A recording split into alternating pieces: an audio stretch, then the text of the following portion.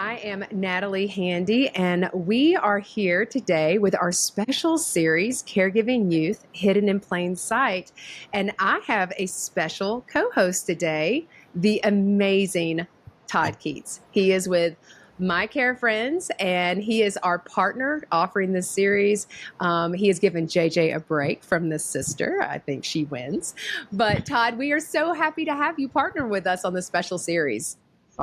I love partnering with you and JJ, and I just want to know. Yesterday I was the favorite, but now JJ's the favorite again.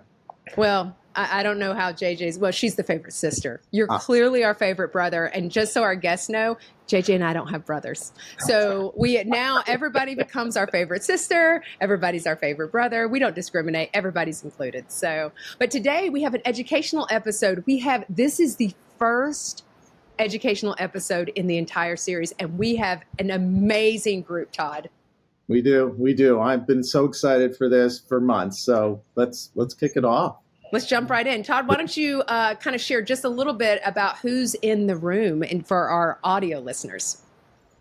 Oh, well, we have Connie Siskowski from the American Association of Caregiving Youth in the U.S. Mm-hmm. We have Andy McGowan from Carers Trust in the UK. And we have Maddie. Oh my gosh, Maddie, I'm going to mispronounce your last name. That was oh my gosh, you had to go there. Maddie, would you say your last name for me? It's Buchner. Buchner. Okay.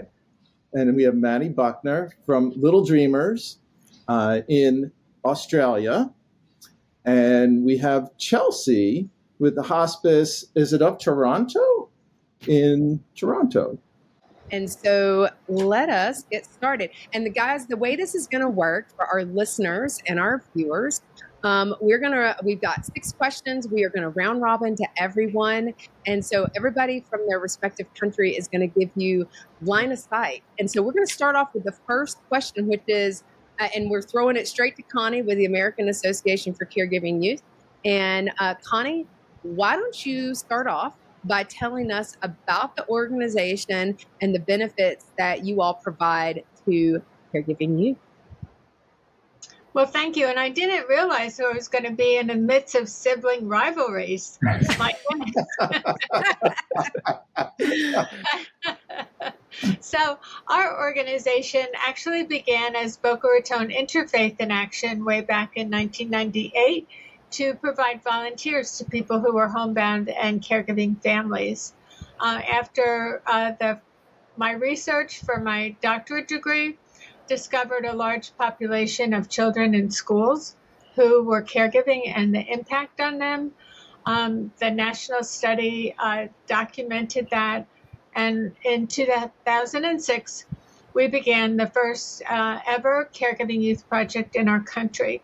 So it's kind of unique in that it works between systems of healthcare, education, and the community, because those are the 3 areas of impact when you provide assistance to someone in your family who is chronically ill or injured or elderly or disabled. We begin with kids in 6th grade, and we do a screening process so that we're using our limited resources for the children who are doing the most care. And we work in partnership with the school district here in Palm Beach County, which is the 10th largest in our country. And so we identify the kids in school, and we provide a curriculum that we have copyrighted that goes from 6th grade through 12th grade that's graduated. One of the unusual things is that we do a home visit by our social workers because we know that it's impossible for children to learn if they're under stress. And so the more that we can focus on reducing the stress of the child, including reducing the stress on the family, has a ripple effect to help the child. And then it also, your brain is not developed yet until you're in your, early 20s or so. And having fun is an important part of brain development and learning to work in teams. So we provide activities.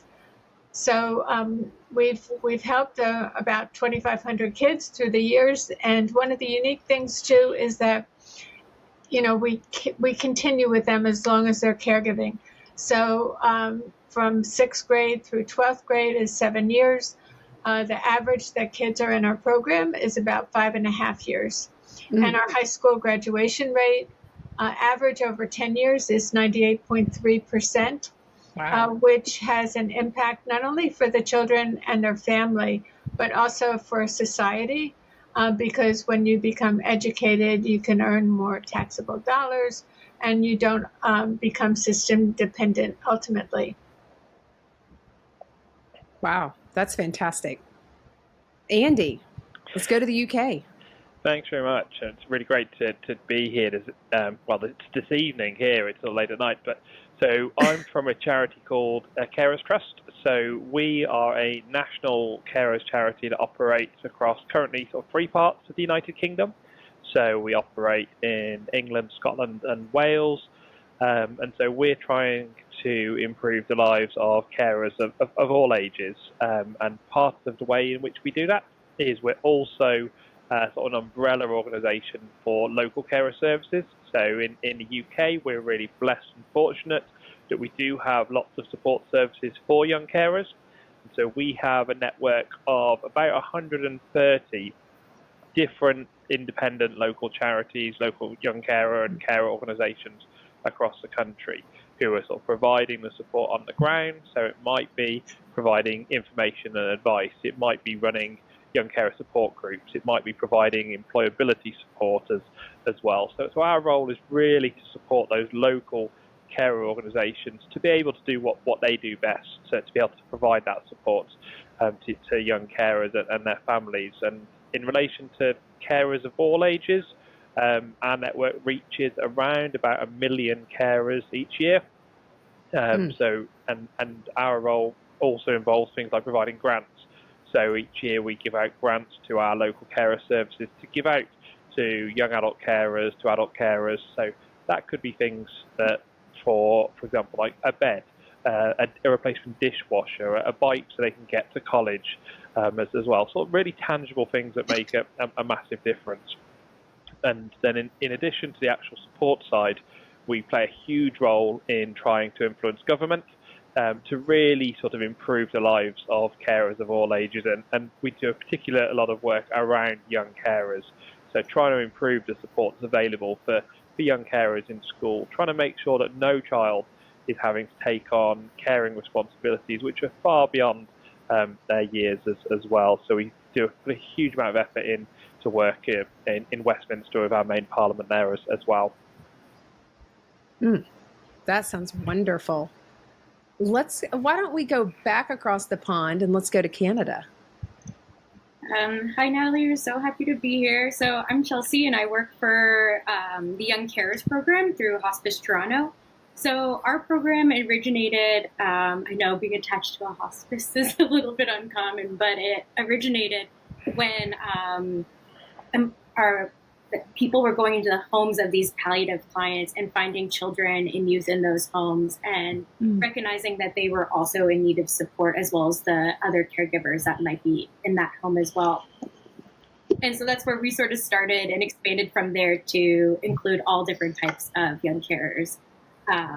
So what the Young Carers program does is we run therapeutic and recreational peer support groups for children and youth who may be in a caregiving role for a family member. So that could be with a life-limiting illness, a chronic illness, a disability, a substance abuse or mental health concern, or even other socioeconomic barriers like a language barrier. And essentially what our programs do is bring these caregivers together, sort of recognize those roles that they're doing. And we run lots of different types of programs. So whether it's respite, workshops that work on a specific skill that'll help them with their caregiving role, like cooking or with homework support. We run things like that, as well as free summer camps, which are a little bit of a mix of everything.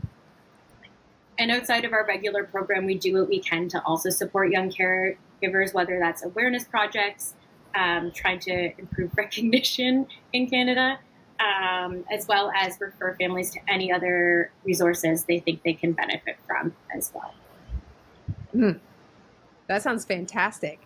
I love hearing a little bit of differences between each of you, and there's similarities, but a little bit of uniqueness in how you're looking to respond to meet the needs of our young folks. And so let's go to tomorrow. I mean, Australia. So Maddie, how about you tell us about what's going on down under? I know that's so cliche, but honestly, I'm sorry. I just could not get away with it. So Maddie, let's talk about what Little Dreamers is doing. It's okay. The down under jokes go down well here as well as they go down overseas. So you're doing a great job.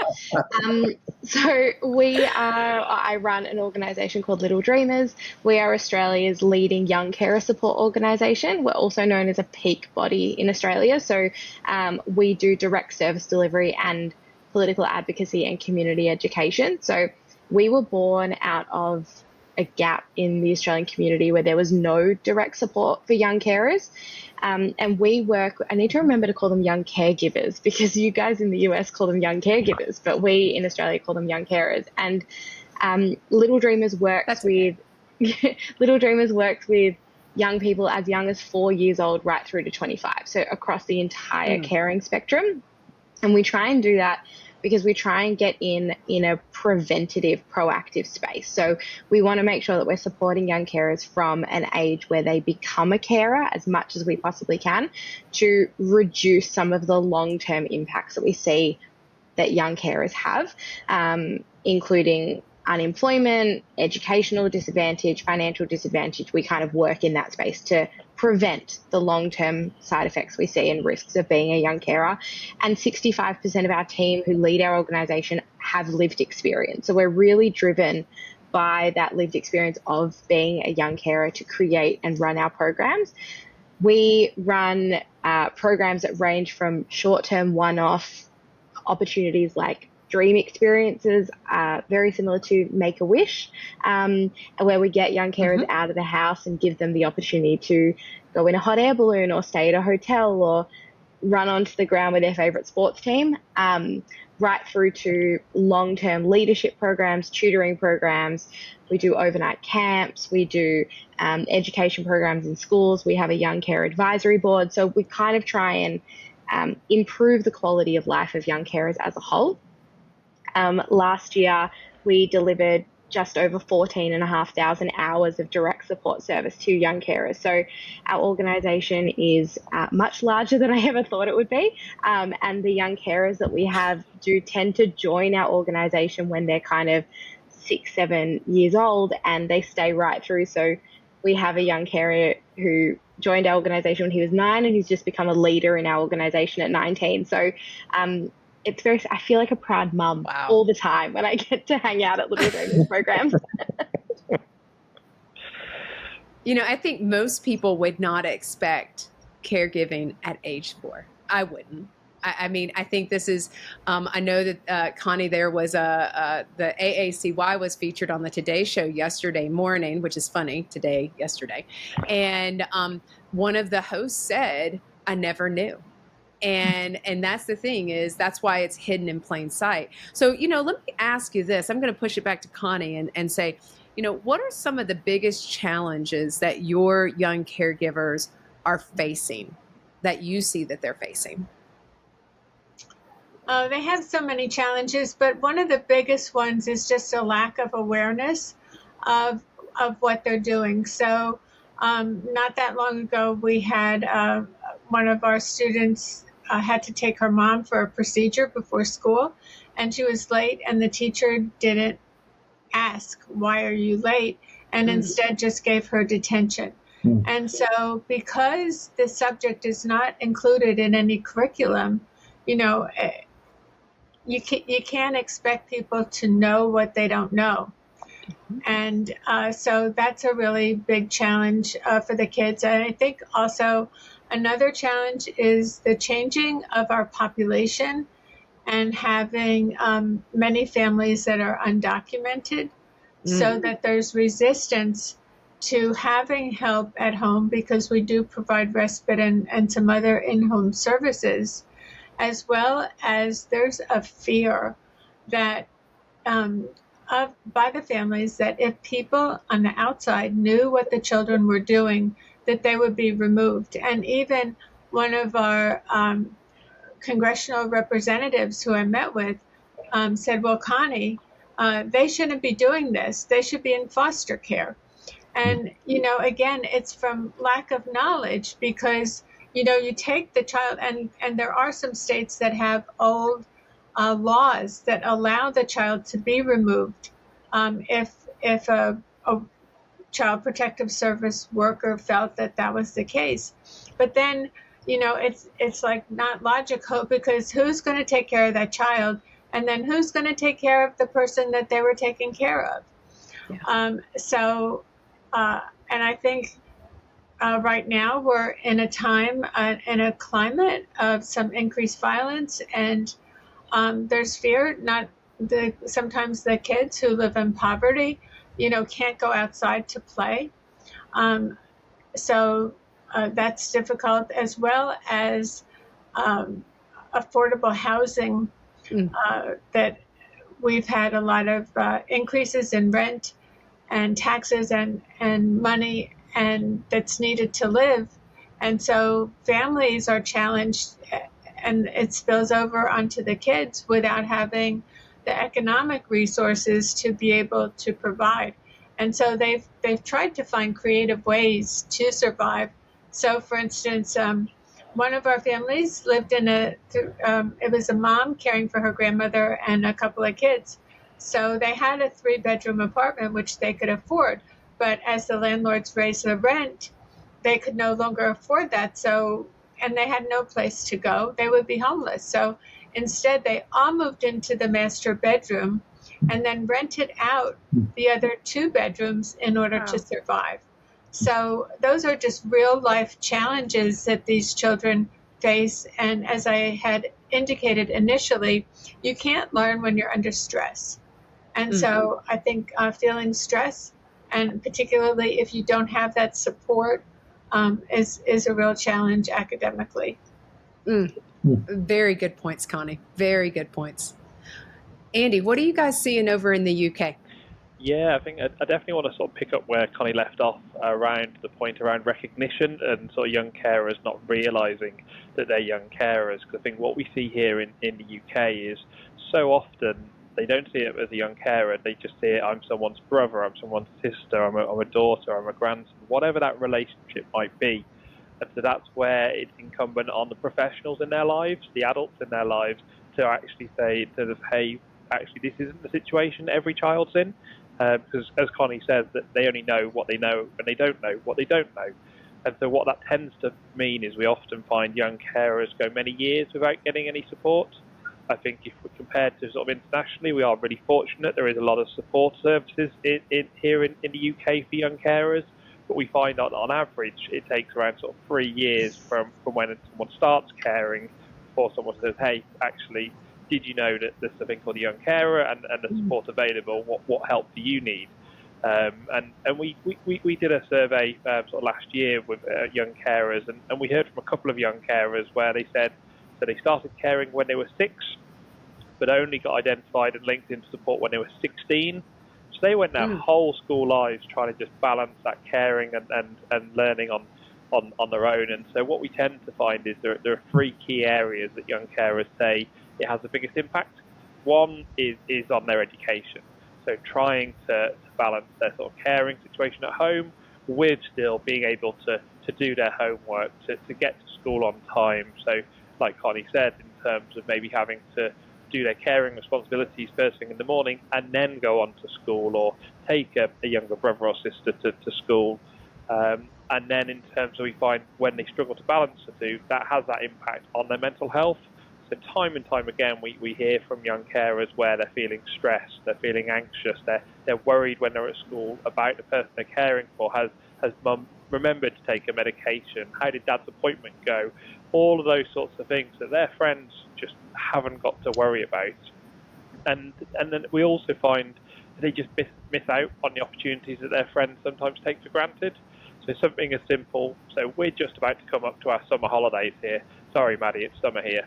And so whilst some of their friends might be going to the seaside in the summer holidays, or they might be going on holiday, or things like going to the cinema, for so many young carers, either they don't get that opportunity to, or they can find that plans get cancelled last minute.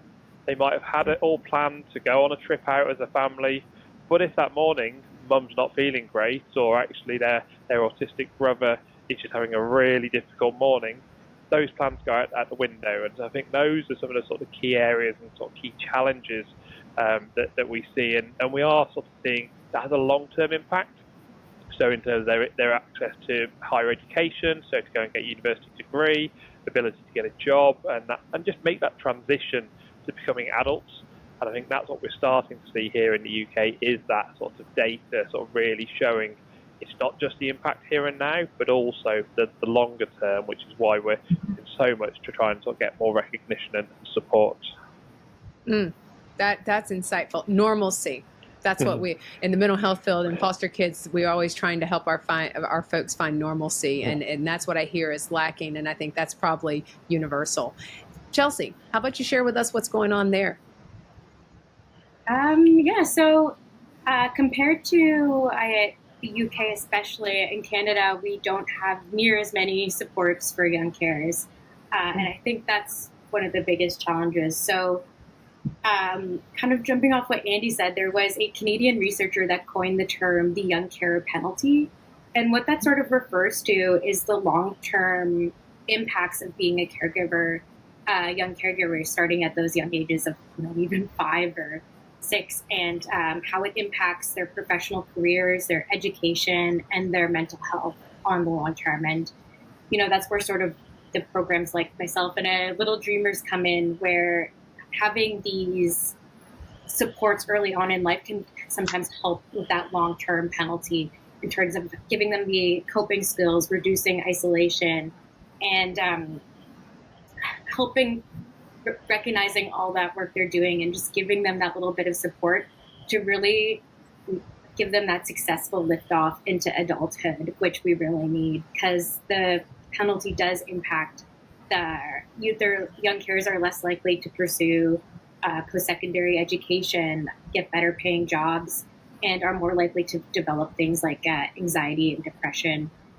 if they don't have that support early on in life. And especially in Canada, we have over 1.25 million young carers, and that's only starting at age 15 in those stats. And we maybe have saying we have 10 organizations that support young carers across Canada would be a stretch. Wow. We are definitely the only one in Toronto and the GTA right now providing support. So I'd say some of the biggest challenges that youth face in Canada, outside of the firsthand impacts of caregiving, is similar to what Andy was saying, was that recognition and awareness. And then once they get that recognition and awareness, the lack of community support to support them. So we really need more funding and more organizations to build young carers programs, so that once these people youth get recognized, they have somewhere to go to and be referred to and get that support they need to help with that liftoff. Wow. Lucky if you've got 10. That's a very big number in the sense of that's big because you're missing so many people. Maddie, share what's going on down in Australia. The thing that I love when it comes to talking about young carers with people and experts like this around the world is that the experiences of young carers, irrespective of where you live, are so similar.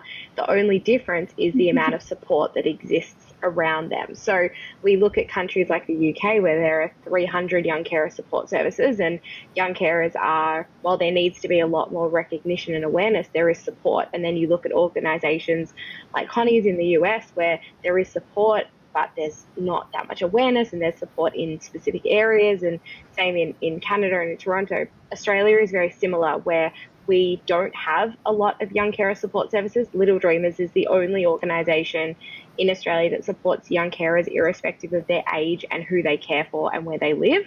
So we cover the whole spectrum of care, whereas there might be specific sibling support programs at cancer organisations and things like that, or for mental health young carers.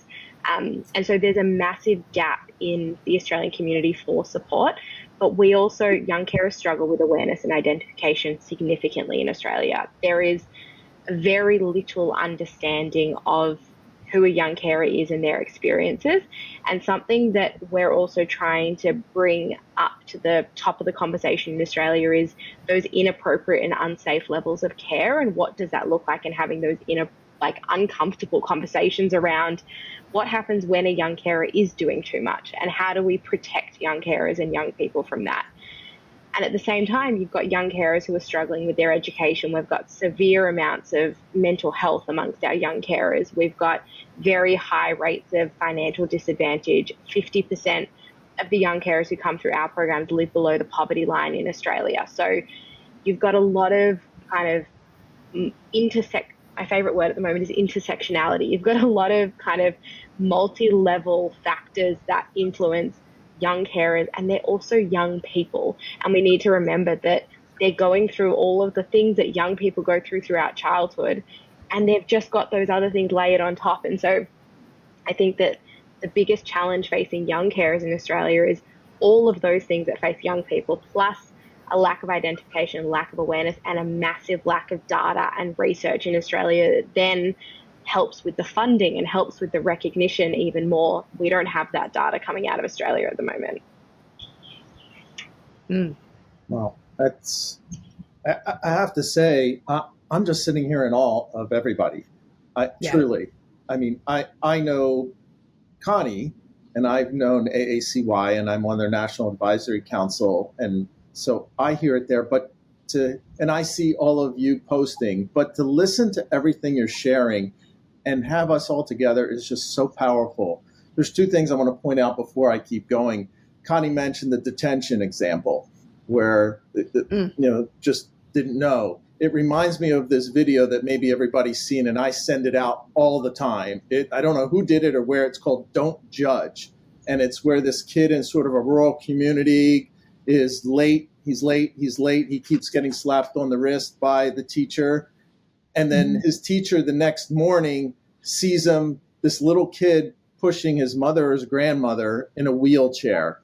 And when he comes back to the classroom and knocks on the door again, he lets him in. And instead, the teacher puts the ruler in the child's hand, puts his hand out, and then gives him a hug. I mean, it brings tears to my eyes. I just watched it the other day. The other thing, Andy mentioned the medication thing. And that's a perfect example, because that was something in the thing on the Today Show yesterday. That's one of the things that was brought out. I don't remember which of the two individuals, but they talked about he's calling all the time from school to make sure that his mom's taking medication.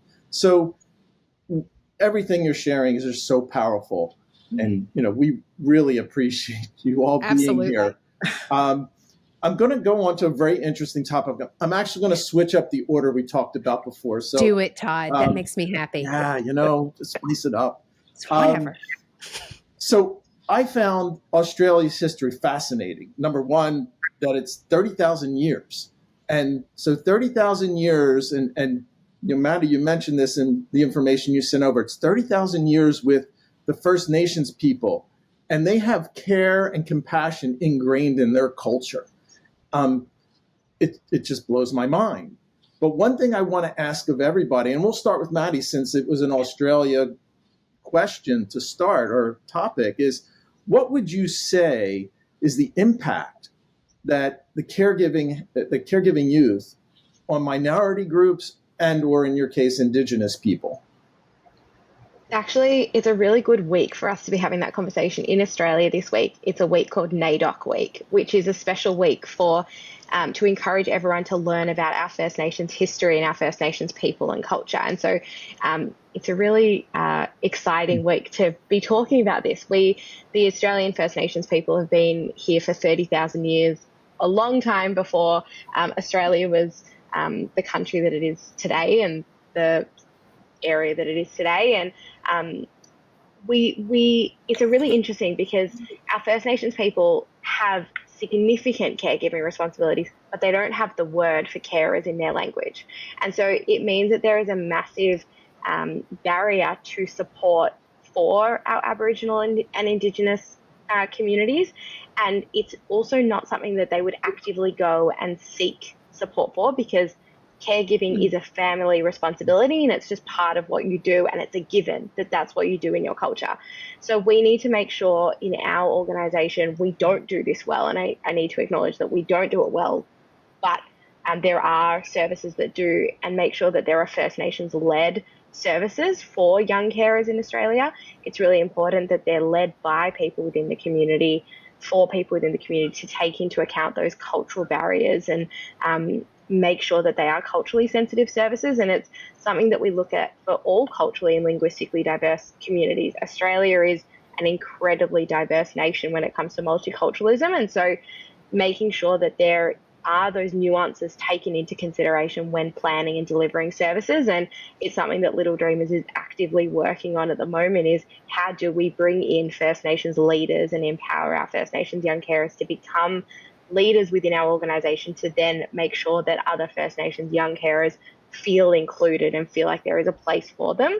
And it's also around representation. When you're having those conversations about who a young carer is, making sure that young carers from all diverse communities see themselves in those conversations. So it's what photos are you using, what language are you using, what words are you using, to make sure that they know that they're included in those conversations, to break down those barriers to support and access as well. Thanks, Maddie. Yeah, it just points out there's just so many levels and layers to this topic. We could talk for hours, there's no doubt, days and days. I'm going to go over to Andy with this question. So, Andy, similar question in terms of caregiving youth and support for those that are of minority groups.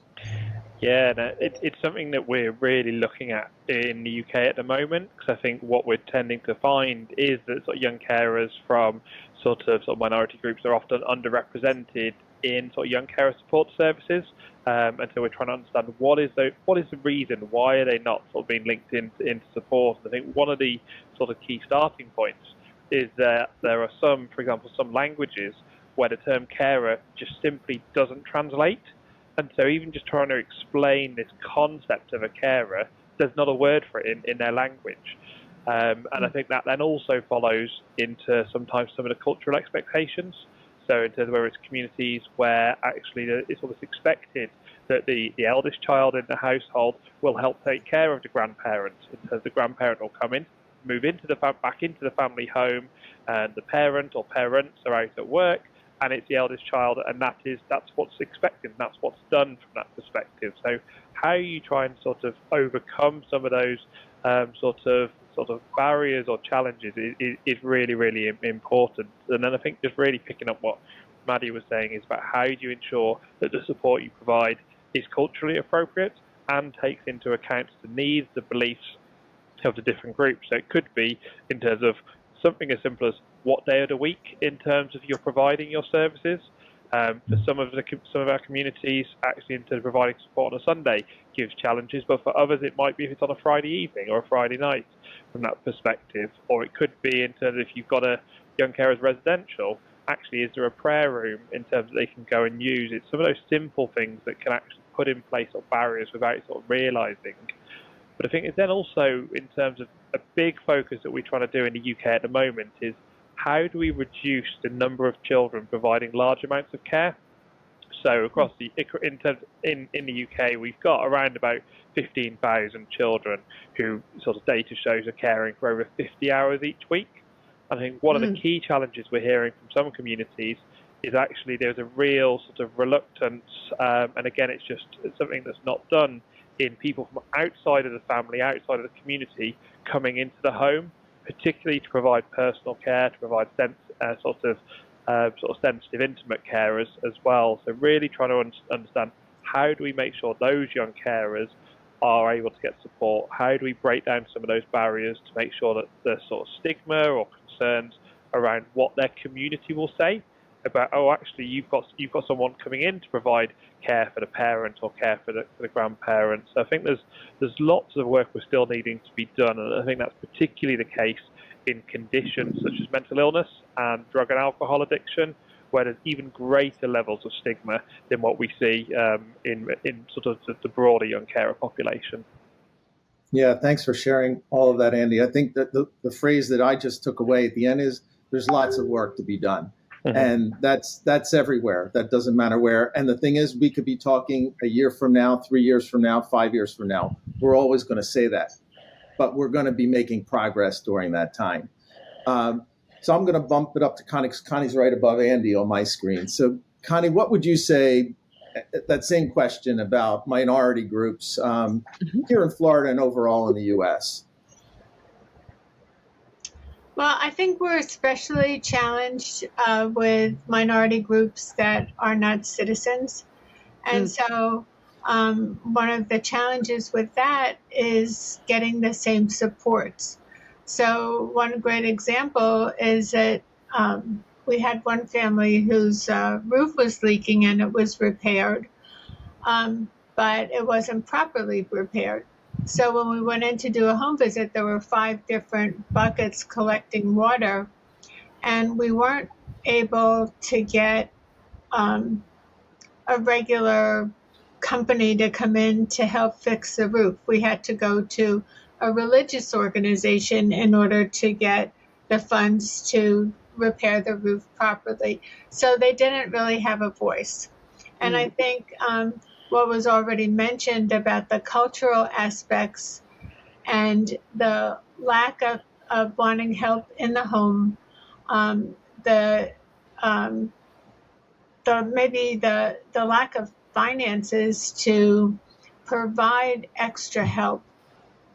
And so the resources are really limited. We also see that, the children want to protect their parent. And so when the child is providing care, say maybe at the time when their parent is working, the parent doesn't realize what the child is really doing. And so I think even, Andy, in your census a few years ago, the number of young carers was really underreported because the adults who answered the census questions didn't realize all that the children were doing. And so I think that adds to the burden of the children because they stuff the emotions that they're going through. And, as a child, you have this sense of, what's going to happen to me? And we really saw that. And I don't know if it's post-COVID or perhaps it's somewhat related to video games and seeing death on the television or in other ways. But when we have an overnight camp, and after breakfast we give the kids note cards and ask what are they worried about, and there was the majority of them were either worried that their care receiver was going to die or about the illness that they were experiencing. But what is at the root of that all? Yes, they're worried about that aspect, but then the overriding worry is what's going to happen to me. Yeah. That's a real fear. That is a real fear. A real fear. Absolutely. So we'll pass this over to Chelsea for the last answer on this related to minorities. And it certainly fits relative to Toronto because there is such a diverse population in Toronto. So Chelsea, what would you say? Yes, certainly similar responses to Maddie and Andy, that there is definitely an underrepresentation in terms of those culturally sensitive and appropriate supports, in terms of, offering supports in other languages, having that representation of your own culture in the supports, and finding that. Toronto is one of the most diverse cities on the planet, and considering how few and far between young care supports already are in Canada, there is even more barriers finding those, a support in the language you speak, or that understands your specific caregiving experience, because already so many caregiving experiences are so unique to the individuals, and as well as different cultures. So it's definitely something we're working on and improving to ensure that these individuals can get that culturally sensitive support they need. And similarly, we find that caregiving just looks so different in so many different cultures as well, especially in, multi-generational homes or in cultures that have more so of that setup. It's just what you do. You help with your grandma or you help with your sibling, and it's not viewed as caregiving, and that the word caregiving sometimes doesn't even exist. So those are definitely similar barriers we face as well. And Connie, I really resonated with what you said when, you find young carers tend to push those feelings down, and it can be another barrier to getting to support, as well as some of the, cultural barriers. We find young carers want to be maybe the strong one in their family and kind of view their role as they don't want to stress out their parent or guardian more than they have to, or, if it's their other siblings. So they tend to kind of hold all those feelings themselves, and they don't have that same outlet that maybe the parents or the other sibling have. And trying to keep everybody happy and together and maybe bring levity or more support to the family, often they don't speak up about their needs and they go unmet. Yeah, thanks. There's so much commonality. It's incredible. So next question, let's start with Connie on this one. We all have to-do lists for everything we do in life. And as organizations, we have to-do lists. When it comes to improving support for caregiving youth, what would you say is at the top in the U.S.? I think at the top in the U.S. is the lack of policy on behalf of the children. You have to be 18 years or older in order to access services. So essentially, even though what the care that they provide mirrors that of an adult family caregiver, in a sense, it's reverse age discrimination, which is kind of interesting at a time when, you're looking for equality and inclusion. And this group has been excluded. So I don't know if some historically goes back to some labor laws and things like that, or, what the reason is. But I think another factor is that the first program in the United States to support family caregivers, called the National Family Caregiver Support Program, that was signed by President Clinton in 2000, was attached to the Older Americans Act. And because of that in the United States, that comes with the age discriminators. And so I think that, that's probably the genesis of a lot of that. And then, you always say follow the gold. And so in our country, money may come from the federal government, and then it's distributed to the states through the Departments of Elder Affairs. And, when you have many more adult family caregivers who are struggling, and without the recognition of how many children there are, how do you fairly divide those resources, those dollars? Absolutely. I know Natalie was sitting there smiling because coming up, there's going to be a little bit of a lead-in from that. So, Maddie, how about in Australia? Tell us a little bit about what's at the top of the to-do list. Oh my God, there's so many things on the to-do list in Australia. I think at the moment we're working on the very first national carer strategy that we've had in over 10 years. And so we're hoping that national carer strategy will have a lot more recognition for young carers than our last one did, and we'll actually see some very significant change when it comes to policy and legislation and protections. I do think we just need more support services.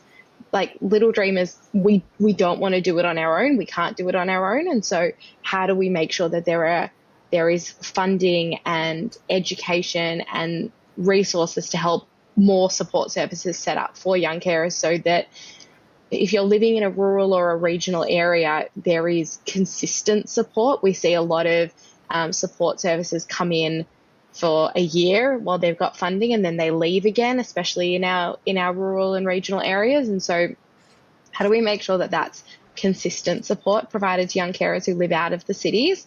And how do we make sure there is more identification of young carers in our school systems? There are a majority of schools don't recognise young carers or don't have a young carer program. And so how do we make sure that that is a set thing embedded within our school system? And how do we make sure that young carers know that there is support out there for them? Those are kind of the things on the to-do list, but there's so much. And we have Carers Week coming up this year, and making sure that young carers actually recognise and have a voice during Carers Week, because a lot of the time it centres around adults. And so how do we bring that sparkle back to talking about children and carers as well? Yeah, thanks, Maddie. And Andy, same question for you. What's at the top of the to-do list there?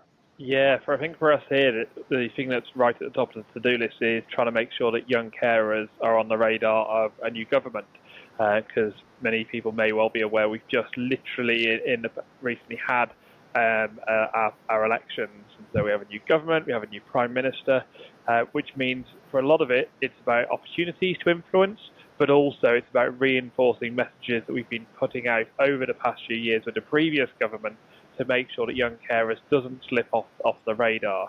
So I think that's one of the key opportunities for us over the coming weeks and months. But I think picking up on what Maddie said, I think improving identification. I think we've had 30 years of research, we've had sort of years and decades of policy here in the UK. So schools are actually the biggest identifiers. There's still lots of young carers not identified in the school system here. But I think one of the things we're trying to do is to make sure, how do we make sure that health professionals, so doctors, mental health practitioners, people working in hospitals, that they're identifying young carers, those working in sort of social services, so what we call here social care, those who provide support to adults who've got care needs. Are there any children in the household? So I think that's one of the areas. And I think I mentioned a moment ago that there's more awareness of young carers in schools, but there's a huge amount of work we still need to do to improve the support that's available in schools. We've got a massive postcode lottery here, which I think the rest of the sort of guests here will probably sort of recognise, in that you can go to one part of the country, one school, have great support services in place. You can go to a school down the road, nothing. And I think it's that unfairness and that inequality that we're really trying to tackle as well. Yeah, that's a good point. I imagine that's probably prevalent everywhere. So, Chelsea, what would you have to say on this top of the to-do list? Yeah, similar, like where to begin? I feel like my list is huge, but definitely I will say that I feel like there is a momentum in Canada growing around caregivers and young caregiver support.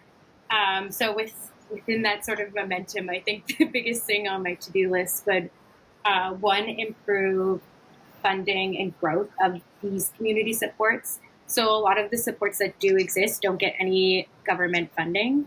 And then there already are so few. So we really need those supports to grow and also have the funds available for them to be able to grow and exist. Outside of that, definitely education and awareness pieces. I myself was a young carer and didn't really know what it was until I applied for this job. And so when a lot of my youth not knowing that was a term or what to do. So I think there still needs to be a lot of education around and growth around that, as well as identifying young carers. So within the healthcare system, school system, within social workers, just so that they do get identified and referred to the supports they need and get that any accommodations they might need in school and things like that to succeed. And lastly, definitely policies around supporting young carers, and that right now, again, in Canada, there's momentum to have a caregiver strategy, and we're in the works of creating one, but there are no policies that support young caregivers at the moment. And so we'd love to see some, legislation and structure in place to kind of be able to build these supports and secure that funding to make sure young carers' needs are getting met. You know, it's so funny, Todd, because several of you talked about policy, and you know what? Policy is what drives funding. And so my background and what I do actually full-time job is policy and advocacy. I work with government entities and seek to make change. And so I'm gonna, because I know our time's getting tight. So I'm gonna say to you guys, I've got a question around policy, because we have a separate policy panel that's coming up in a couple of episodes. And so if there was one policy change, I feel like I know Connie's, because Connie caught me. I was like, what? That's here in the U.S.? I got you, girl. Because I work with at-risk children and youth. And so if there was one policy that you could put into place that you think would pull the lever, what's one policy that you'd be like, I could use that policy right now, and that would be impactful for us? And I'm going to look back at Connie. I'm going to Connie first. Oh boy. So, and you're right. The one policy is inclusion instead of exclusion. I appreciate that, Connie.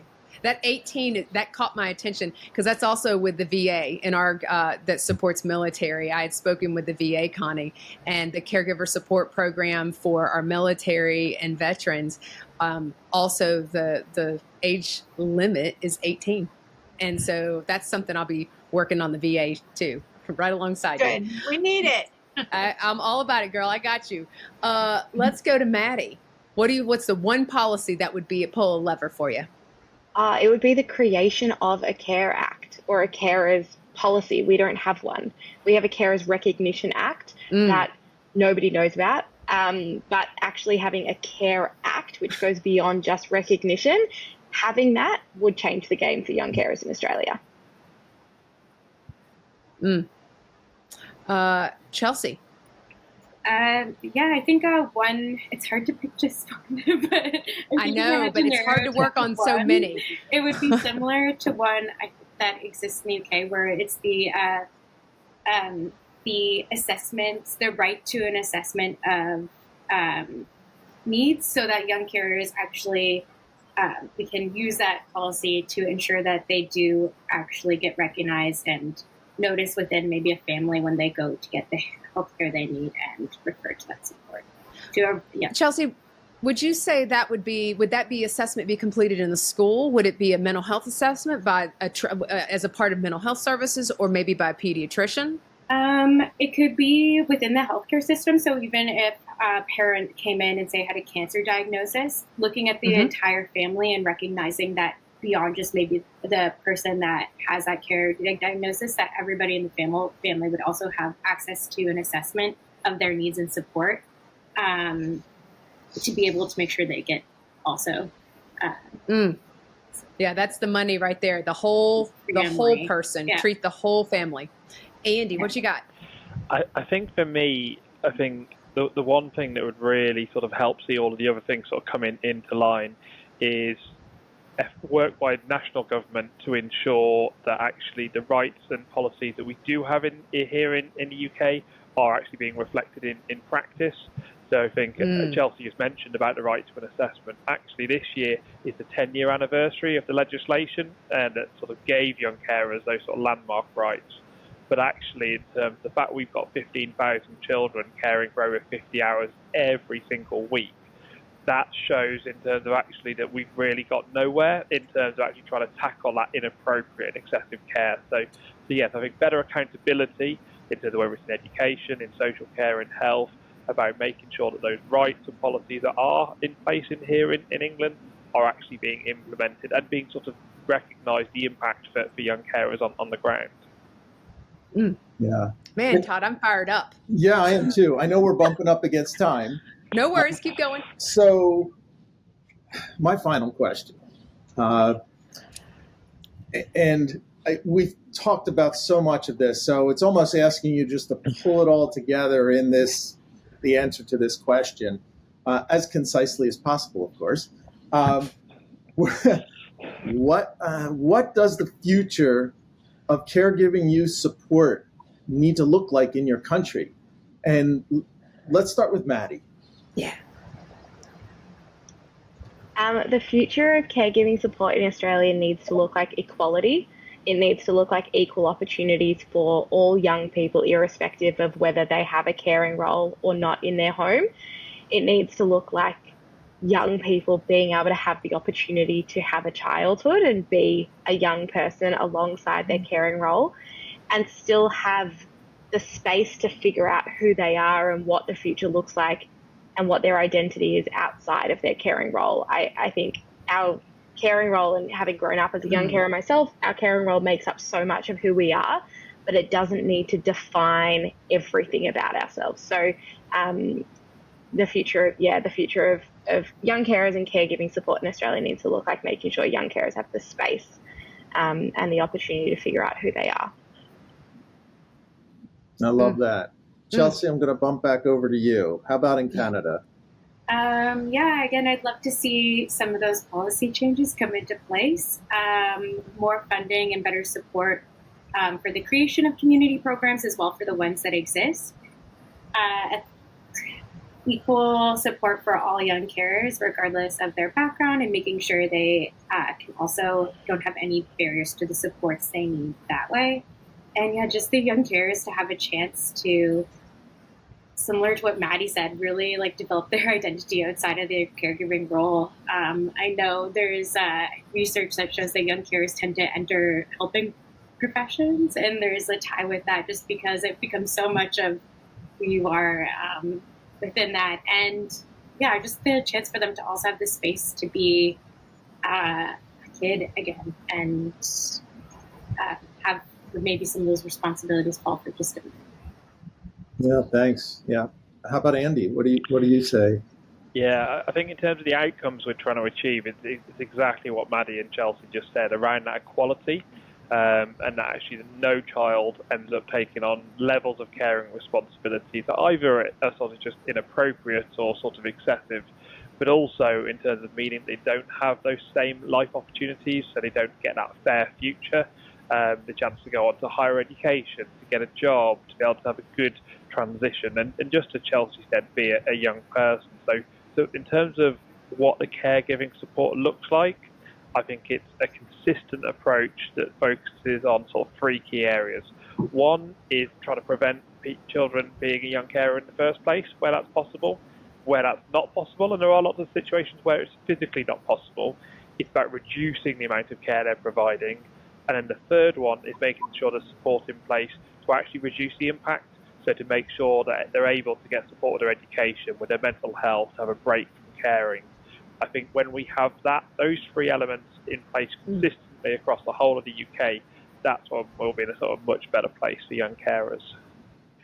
That's great. I want that for everybody, Andy. Man, I want that for everybody. I love how you broke that down, for sure. Yeah, absolutely. So Connie, bring us home on this question. Okay, my turn. So within the United States, several states have statewide task forces because it's not just the government, but it's also how the state responds. And so inclusion of caregiving youth in those statewide task forces on family caregivers, as well as in the national strategy, which again tends to not have the voice of the children in it. I think also, I believe in some of your countries, you provide some finances, some financial support if there's a young carer. And so we don't provide right now any incentives as a reward for kids who are caregiving, except within our organization, we are able to give community service hours, since that's a requirement for high school graduation and something that we will be expanding. And then remembering that this support for the children is not just for today, but for tomorrow, and how many of them incur trauma. And if that trauma isn't resolved when they're young, that then it can raise its ugly head in the child's adult life. So the recognition and the return on investment is huge. And so I think, that's got to play into the minds of people who will offer financial support. Powerful. Yeah. I feel like a better person right now, Todd, in the sense of I'm fired up and I'm like, ooh, I am ready. Like, you guys are such a powerhouse group of advocates, and you're not only doing direct, you're doing micro and macro. I'm a social worker, and I just see all the things that you're doing. You're wearing so many hats, and just so impressive. And so the last question, which is, what is one thing that you want our listeners and viewers to take away? What's the one thing you were like, I really want, if you got nothing else, this is really something I really want you to take away?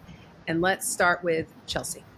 I think there's just one thing we haven't taken the time to highlight it yet. I think I've got my point across and the changes that need to happen, but I'd also just love to acknowledge, we've talked a lot about the challenges these young people face, but I just want to acknowledge a lot of the strengths that come with caregiving roles as well. Like, a lot of our young carers tend to be have natural leadership qualities within them. They tend to be more empathetic and compassionate than a lot of their peers, and great in crisis, a lot of other things too. So I just want to highlight, although there might be a lot of challenges they face in terms of that, I may be biased, but some of the greatest group of young people, and I feel so privileged to work with them, and just making sure we include their strengths and voices in the supports and research and all these sort of developments we take in to make sure it really is being guided and led by their incredible voices. That's amazing. Yeah. Good point. Way to come back to strength space, my friend.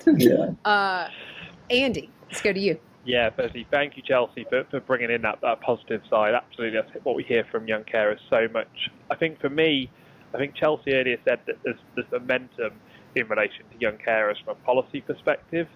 So I think to go alongside that, what I'd be really keen for listeners to sort of take away is that young carers are everyone's business, whether you call them young carers, whether you call them caregiving youth, or any other title.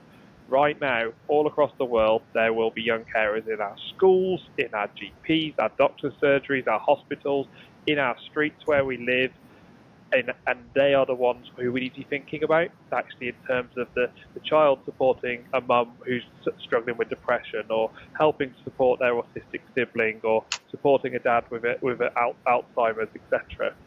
That's the thing. Once we get to that point of realising that young carers are everyone's business and we've all got a role to play in recognising them, that's when we can start to get that culture change, that shift in the sort of awareness as well.